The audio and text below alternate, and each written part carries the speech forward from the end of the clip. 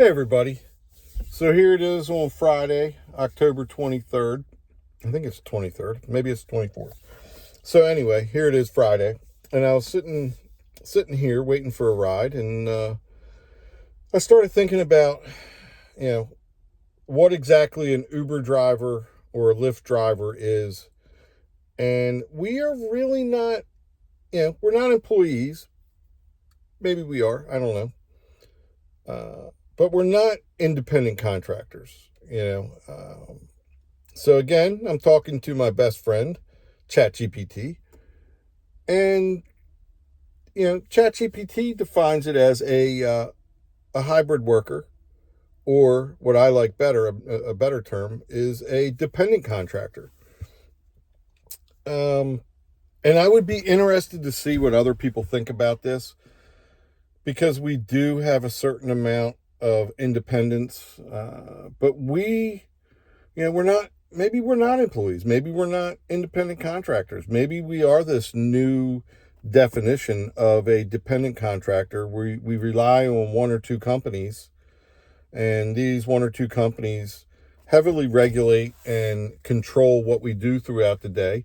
And it may not be through, a direct boss, but at the end of the day, the algorithm is a boss, and both companies are using artificial intelligence and AI to better operate and decide who gets rides, and where those rides are going is up to the passenger, of course. But we are told when to go get a ride, and I mean, we'll use Uber as an example. Lyft does the same thing, but we'll use Uber as an example.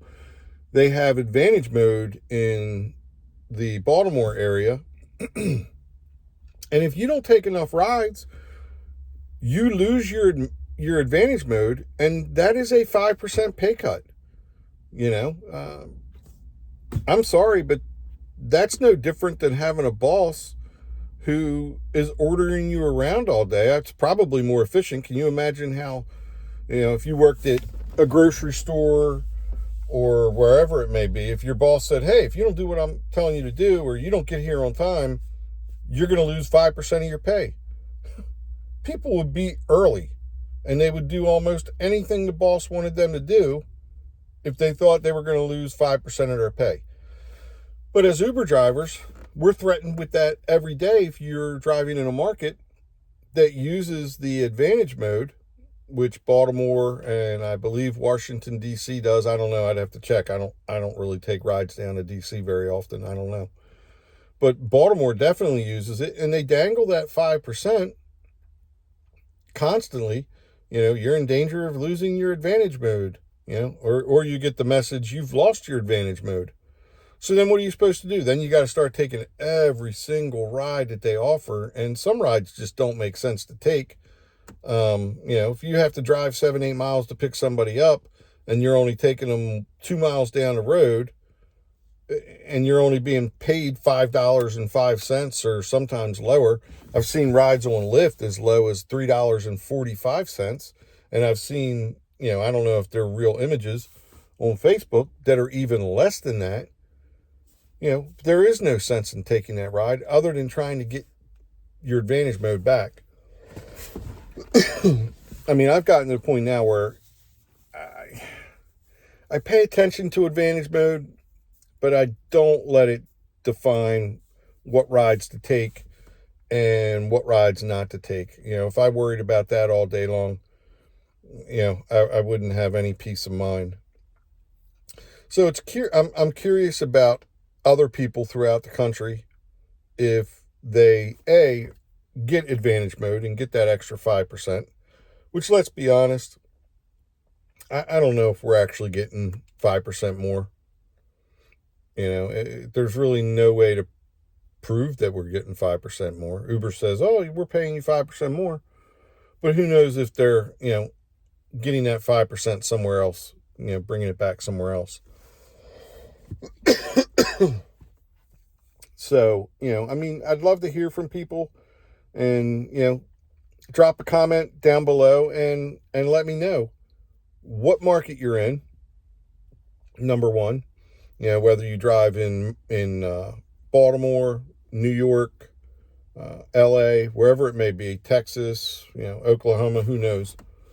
And and let us know, do you get offered an advantage mode? Do you get the upfront pricing the way we do here in Baltimore? Do you get that offer where it says, Dave is 4 miles away and he's 5 miles. Second, I got to ride. All right, well, I missed that because I'm slow and didn't get to the screen. I don't know if it was a good ride or not. It was $7.93. I don't know how far it was going or how far it was away. But anyway, back to what I was talking about. I don't know. I lost my train of thought. I don't even know what I was talking about.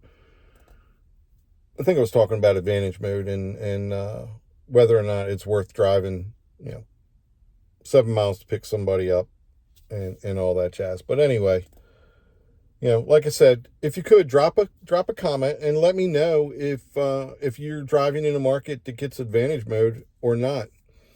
And also, I'd like to hear what the average driver drives per day. I get information from people when I talk to drivers up at the airport and stuff like that. I know drivers who are driving 8 hours a day. I know drivers who are driving 16 hours, 14 hours a day. Sitting at the airport, your time isn't counted unless you're actually moving with Uber. Lyft, on the other hand, you turn your app on. If it's on for 12 hours, you're done. You're done. So, and I don't know what the answer to that is, if it really even matters. I know police officers and firefighters, they work, some departments, they work longer than 12 hours. And most fire departments are usually like a 24-hour or 48-hour shift, I believe. I could be wrong about that.